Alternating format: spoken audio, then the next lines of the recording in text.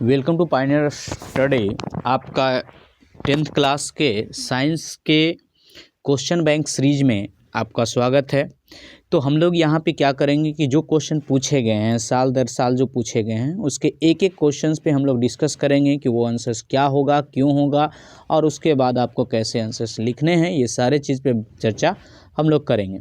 आपका जो चूँकि ये पहला है क्वेश्चन बैंक सीरीज का, तो यहाँ पे देखिए साइंस में आपको 2 घंटा 45 मिनट मिलते हैं और 80 नंबर के एग्ज़ाम होते हैं।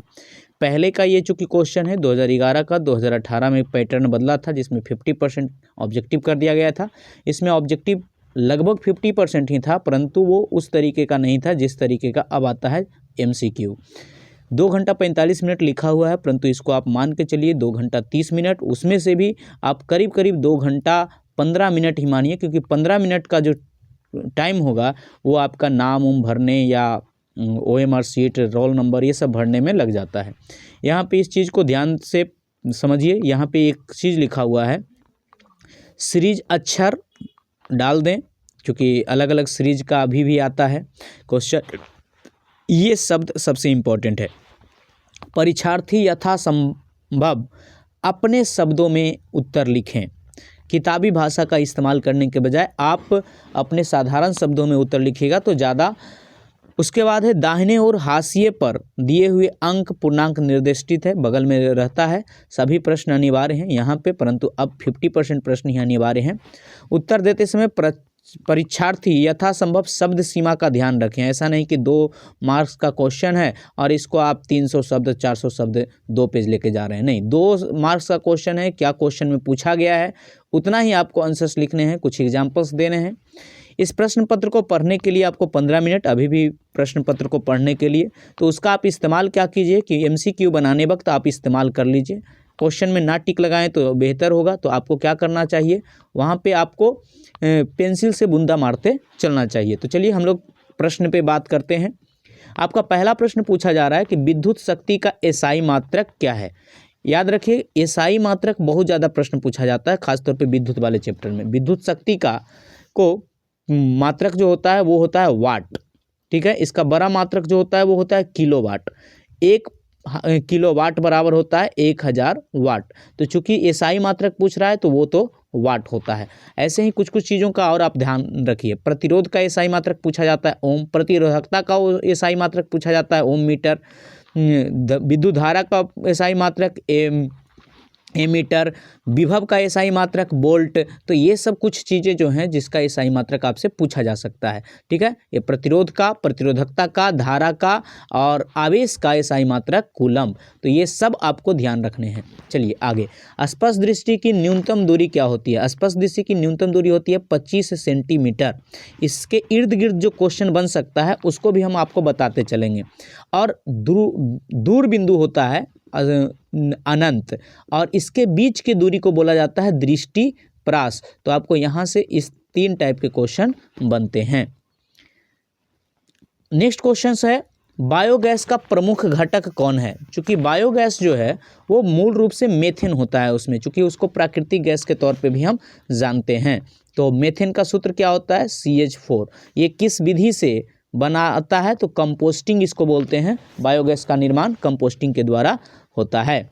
आगे है, वन संरक्षण का एक प्रमुख उपाय क्या है। तो वृक्षारोपण, पहला तो यही है वृक्षारोपण, और दूसरा है जंगलों की न कटाई करना, ठीक है।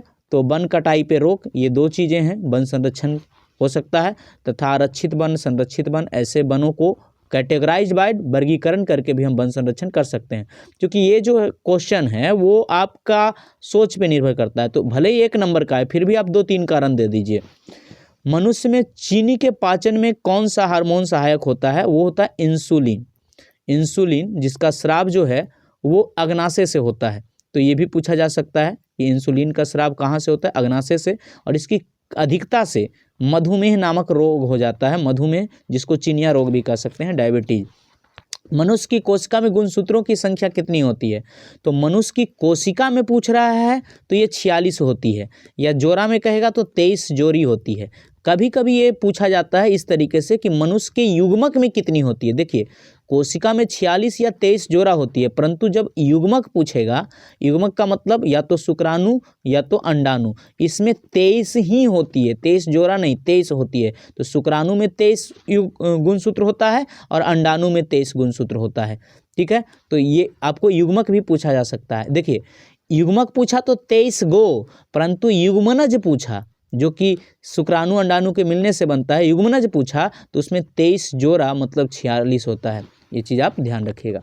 श्वसन कैसी रासायनिक अभिक्रिया है? श्वसन जो है वो ऊष्माक्षेपी रासायनिक अभिक्रिया है, क्योंकि श्वसन में क्या होता है, ग्लूकोज टूट जाता है, C6H12O6 का ऑक्सीजन से ऑक्सीकृत होकर ये CO2 प्लस H2O प्लस ऊष्मा का निर्माण करता है। तो ये चूंकि ऊष्मा उत्सर्जित हो रहा है इसलिए इसको हम क्या बोलते हैं, ऊष्माक्षेपी अभिक्रिया बोलते हैं।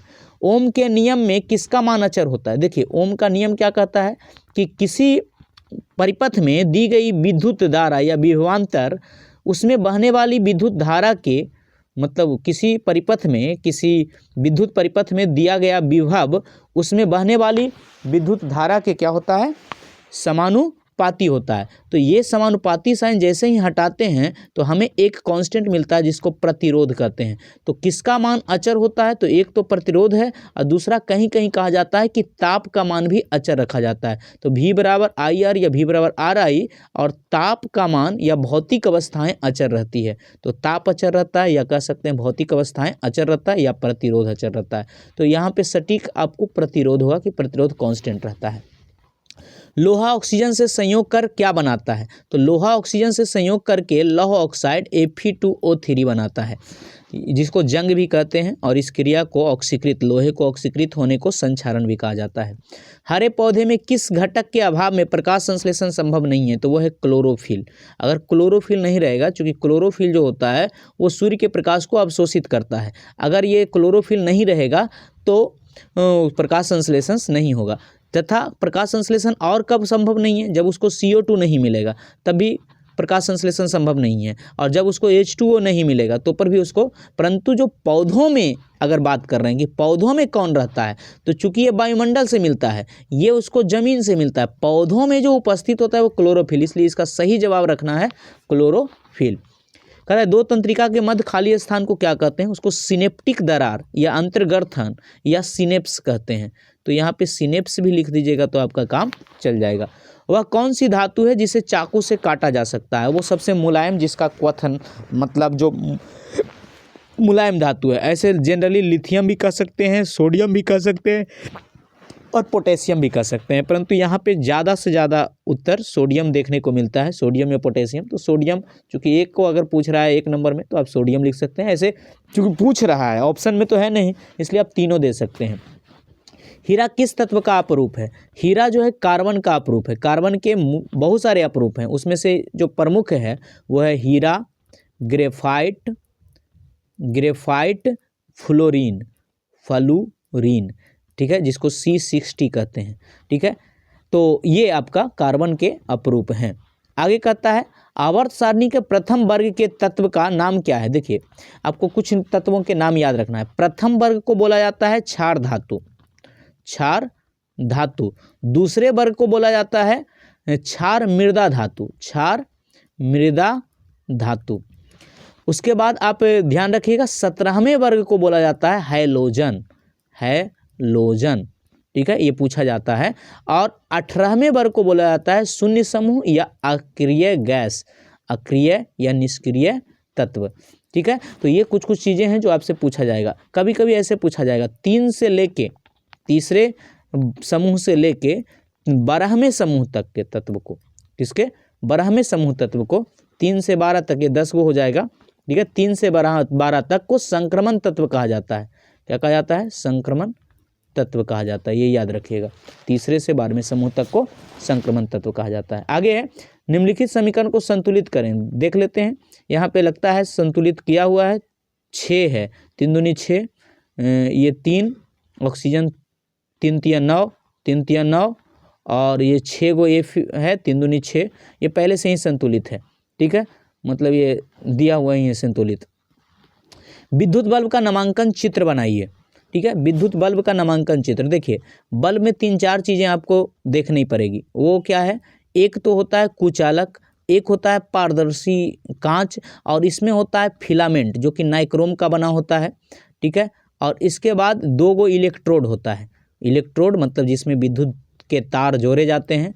तो ये ही हमारा क्या है, बल्ब का चित्र है। और इसके साथ आप परिपथ बना सकते हैं जिसमें आप वोल्टेज दे सकते हैं, स्विच लगा सकते हैं, तो ये अलग बात है। परंतु ये आपका बल्ब का चित्र हो गया। इस बल्ब के अंदर जो होता है वो निष्क्रिय गैस भरा होता है, निष्क्रिय गैस, और इसमें खास तौर पे आर्गन या नियॉन भरा हो रहता है, ठीक है। और ये जो तंतु होता है, इसको तंतु कहते हैं फिलामेंट को, ये नाइक्रोम का बना होता है, क्योंकि नाइक्रोम का प्रतिरोध और उसमें उसको बोलते हैं प्रदीप्तमान बहुत ज़्यादा होता है, इसलिए नाइक्रोम का क्या बनाते हैं, फिलामेंट बनाते हैं। चलिए आगे अगला क्वेश्चन की बात कर लेते हैं। अगला क्वेश्चन क्या कर रहा है, कांच की आयताकार सिल्ली में अपवर्तन के 2 किरणों को नामांकन चित्र खींचिए। आप इसको हम केवल हिंट्स दे रहे हैं, ठीक है। यहाँ पे कांच का ऐसा वाला फिगर आप बनाए होंगे, ऊपर वायु है, इधर से एक किरण आता है, यहाँ पे लंब खींच देते हैं। चूँकि ये वायु जो होता है विरल होता है, और विरल से सघन में जब जाता है तो वो अभिलंब की ओर मुड़ जाता है। ऐसे इसको इधर जाना चाहिए परंतु इधर मुड़ जाएगा, और ये इधर जाना चाहिए परंतु ये इधर उड़ जाएगा, क्योंकि सघन से जब विरल में जाता है, कांच जो होता है वो सघन होता है, ठीक है। तो ये आपका यही वाला फिगर इसमें बनाना है। यहाँ आपतन कोण, अपवर्तन कोण, यहाँ पे इस बिंदु के लिए आपतन कोण, और ये आपका अपवर्तन कोण। तो यहाँ पे ये चीज़, और इसको बोलते हैं जो आपतित किरण है और ये निर्गत किरण, निकलने वाली किरण, इन दोनों के बीच को विस्थापन बोलते हैं, पार्श्व विस्थापन बोलते हैं। तो चलिए आगे बढ़ते हैं। अगला टॉपिक क्या है, कहता है जैविक आवर्धन क्या है, क्या पारितंत्र में विभिन्न स्तरों पर जैविक आवर्धन का प्रभाव भिन्न भिन्न होता है। बिल्कुल, ये इधर वाले का कि हाँ भिन्न भिन्न होता है। पहले आपको समझना है कि जैविक आवर्धन क्या है। तो जो रासायनिक पदार्थ या जो अपशिष्ट रासायनिक पदार्थ जो कि जीव तंत्र का मतलब क्या, कि जो आहार तंत्र में या आहार श्रृंखला में सम्मिलित हो जाता है, जो रसायन जिसका पाचन नहीं होता है और जीवों के शरीर के लिए वो जो हानिकारक होता है, तो वो एक पीढ़ी से या एक पोषी स्तर से दूसरे पोषी स्तर में संग्रहित होने लगता है, और धीरे धीरे जाके अंतिम पोषी स्तर में ये ज़्यादा मात्रा में संग्रहित रहता है। क्योंकि इसका पाचन नहीं होता है तो इसका 90% भाग अगले में चला जाता है, फिर इसका 90% भाग अगले में चला जाता है, और इस प्रकार से सबसे अंतिम पोषी स्तर में सबसे ज़्यादा मात्रा में रासायनिक पदार्थ संग्रहित हो जाता है, ठीक है। तो इसको 90% के हिसाब से जो रासायनिक पदार्थ, हानिकारक रासायनिक पदार्थ अंतिम पोषी स्तर में जाके संग्रहित हो जाता है, जबकि उसके पीछे वाला में कुछ कम रहेगा, उसके पीछे वाला में और कम रहेगा, जबकि अंतिम पोषी स्तर में ज़्यादा रहेगा। तो इसी को हम क्या बोलते हैं, जैव आवर्धन कहते हैं, ठीक है। आगे जो है, ऊर्जा स्रोत के रूप में जीवाश्म ईंधन तथा सूर्य की तुलना कीजिए और अंतर लिखिए। देखिए जीवाश्म ईंधन जो है वो क्या है, जीवों के अश्म से बना हुआ है जैसे, और ये अनवीकरणीय है, मतलब ये कोयला है, पेट्रोलियम है, ये सब जीवाश्म ईंधन है। ये सब एक बार समाप्त हो जाएगा तो इसको बनने में हजारों करोड़ वर्ष लगेंगे, परंतु जो सूर्य है वहाँ पे अभी बहुत ज़्यादा ऊर्जा है जो कि लगातार मिल रहा है, करोड़ों वर्षों से मिल रहा है और करोड़ों वर्षों तक उसी वेग में मिलता रहेगा। तो ये हमारे लिए तो नवीकरणीय ऊर्जा है, जबकि ये अनवीकरणीय ऊर्जा है। इसकी मात्रा हमारे पास सीमित है, जबकि ये अनंत वर्षों तक शायद मिलता रहे हमें, ठीक है। तो ऊर्जा के स्रोत के हिसाब से देखें तो मूल अंतर तो यही है कि जीवाश्म ईंधन अनवीकरणीय है और सौर ऊर्जा नवीकरणीय है। अगला कहता है ग्लूकोज के ऑक्सीकरण से विभिन्न जीवों में ऊर्जा प्राप्त करने की विभिन्न मार्ग को दर्शाइए। देखिए इसके लिए आपको किताब में एक दिया गया होगा कि ग्लूकोज जो है C6H12O6 ये 6 कार्बन वाला है, इसका जब ऑक्सीकृत होता है, विघटन होता है, तो ये पाइरूवेट बनाता है जो कि 3 कार्बन वाला होता है। और पाइरूवेट का अलग अलग तरीके से, जैसे ऑक्सीजन की उपस्थिति में, ऑक्सीजन के अभाव में और ऑक्सीजन के अनुपस्थिति में 3 तरीके का इसका विघटन होता है। जब ऑक्सीजन उपस्थित रहता है तो ये CO2 और H2O प्लस ऊर्जा होता है जो कि माइटोकॉन्ड्रिया में होता है, ठीक है, जिसको हम ऑक्सी श्वसन कहते हैं। एक होता है ऑक्सीजन के अभाव में, जहाँ पे ऑक्सीजन सही से नहीं पहुँच पाता है, तो वहाँ पे जो बनता है वो बनता है लैक्टिक अम्ल बनता है। ठीक है, लैक्टिक अम्ल बनता है जिससे क्रैम्प उत्पन्न होता है और एक कोशिका द्रव में देखने को मिलता है, कोशिकाओं में। ठीक है, जबकि ईस्ट में या किण्वन करने वालों में वहाँ पे, या शराब निर्माण की विधि में वहाँ पे बनता है एथेनॉल बनता है। ठीक है, तो ये हमारा अनॉक्सी श्वसन कहलाता है या किण्वन कहलाता है। तो ये आपका विभिन्न मार्ग हो गया। ठीक है, अगला है प्रतिस्थापन अभिक्रिया क्या होता है। प्रतिस्थापन अभिक्रिया क्या है, उदाहरण देकर समझाइए। तो प्रतिस्थापन में क्या होता है, प्रतिस्थापन किसी हाइड्रोकार्बन में जब उसको हाइड्रोजन के स्थान पे कोई विषम परमाणु आ जाता है, ठीक है, जैसे यहाँ क्लोरीन आ गया, ठीक है, तो ये सनलाइट में कह सकते हैं सूर्य के उपस्थिति में, तो ये बना देता है CH3Cl अब प्लस HCl। तो ये जो CH3Cl बना, इसमें हाइड्रोजन की मात्रा क्या हो गई, घट गई। ठीक है, या कह सकते हैं संतृप्त हाइड्रोकार्बन, चूंकि ऋणात्मक तत्व बढ़ गया है और धनात्मक तत्व घट गया है, तो इसको हम ऑक्सीकरण भी कह सकते हैं। तो किसी हाइड्रोकार्बन के किसी ऋणात्मक तत्व के द्वारा ऑक्सीकरण करके हाइड्रोजन के स्थान ग्रहण कर लिया जाता है, जिसे हम प्रतिस्थापन अभिक्रिया कहते हैं। तो उदाहरण आप इस उदाहरण को दे सकते हैं।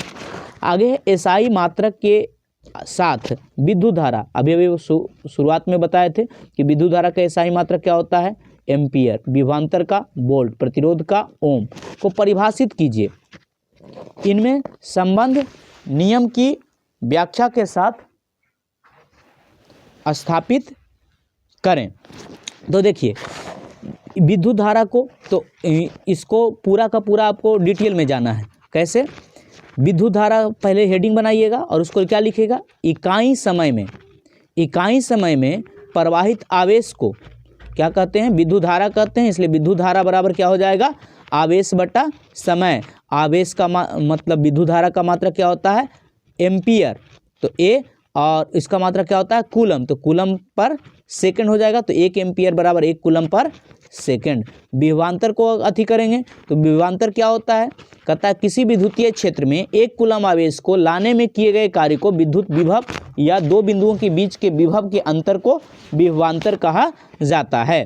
तो ये जो है लाने में किया गया कार्य है, तो VA माइनस VB यानी A से B पे लाने में किया गया कार्य, यानी कार्य का मतलब W, अब बट्टा कितना हो गया, कूलम, क्योंकि इकाई आवेश को, तो W मतलब कार्य बट्टा आवेश। इकाई आवेश को किसी विद्युतीय क्षेत्र के किसी एक बिंदु से दूसरे बिंदु पे ले जाने में किए गए कार्य को विभवांतर कहते हैं, उन दोनों के बिंदुओं के बीच के विभव को। तो विभवांतर का मात्रक होता है वोल्ट, कार्य का मात्रक होता है जूल, और यह इसका कूलम, तो विभवांतर बराबर हो गया जूल पर कूलम। ये आपको इस तरीके से लिखना है, चूंकि एसआई मात्रक के साथ लिखना है।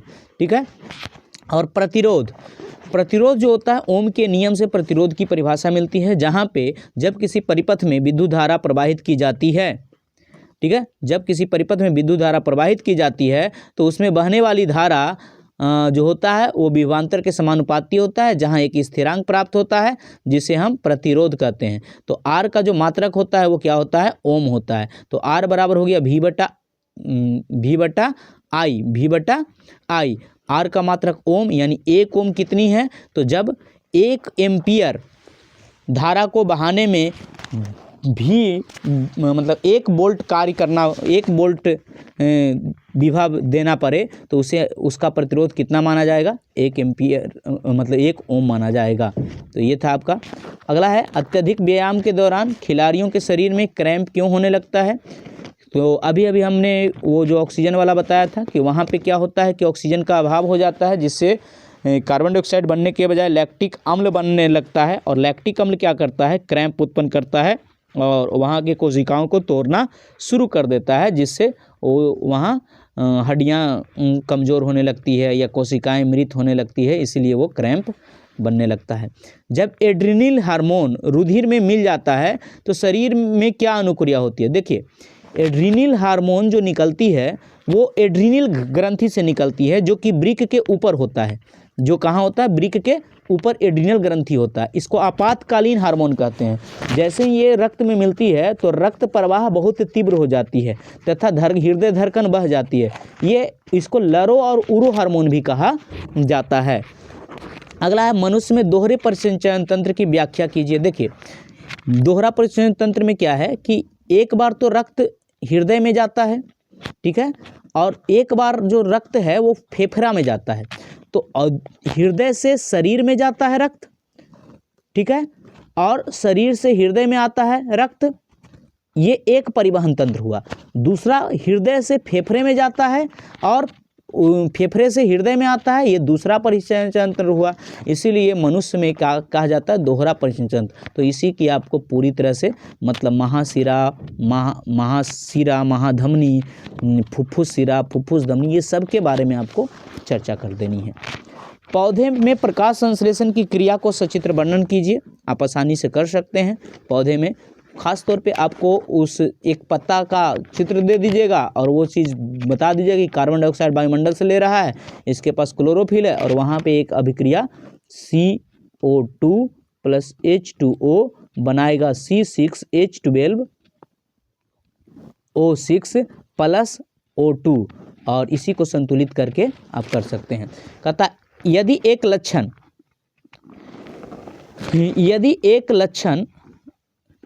ए लैंगिक प्रजनन वाली समष्टि में 10% सदस्यों में पाया जाता है और बी में 90% जीवों में पाया जाता है, तो कौन सा लक्षण पहले उत्पन्न होगा? तो जो प्रभावी लक्षण होगा वो उत्पन्न होगा और जो अप्रभावी होगा वो उत्पन्न नहीं होगा।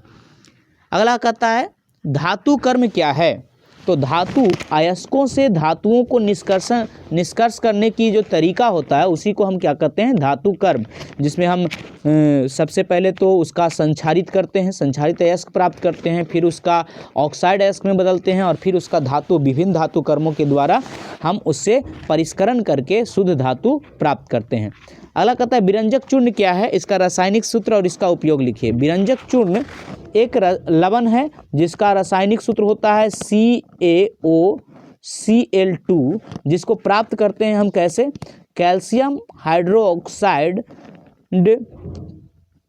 हाइड्रोक्साइड को अगर क्लोरीन गैस प्रवाहित किया जाता है 40 डिग्री सेल्सियस पे तो हमें क्या प्राप्त होता है? CaOCl2 + H2O प्राप्त होता है। और इसका उपयोग क्या है? इसका विरंजन करने के रूप में, कीटाणुनाशक के रूप में इसका प्रयोग होते हैं और जल की अस्थायी कठोरता को दूर करने के लिए, रंग उड़ाने के लिए इसका प्रयोग होता है।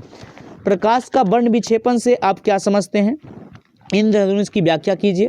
देखिए पहले प्रकाश का वर्ण विक्षेपण, तो श्वेत प्रकाश जो होता है वो 7 रंगों के प्रकाश से अति होता है। उसको जैसे ही प्रिज्म से गुजारा जाता है तो वो अपने विभिन्न चाल की वजह से, विभिन्न तरंग दैर्ध्य की वजह से प्रिज्म में वो विचलित होकर एक वर्णपट देता है। वो अलग अलग पथ में विचलित होकर एक 7 रंगों की विभिन्न पट्टी देती है, यानी श्वेत प्रकाश का विभिन्न रंगों में बिखर जाना वर्ण विक्षेपण कहलाता है। इंद्रधनुष भी वर्ण विक्षेपण के सिद्धांत के द्वारा ही बनाया जाता है, जहाँ जल की बूंदें प्रिज्म का कार्य करती है और इसके रंगों का क्रम जो होता है वो बैजानी पिनाला होता है। दृष्टि दोष क्या है या कितने प्रकार के होते हैं, इसका निवारण क्या है?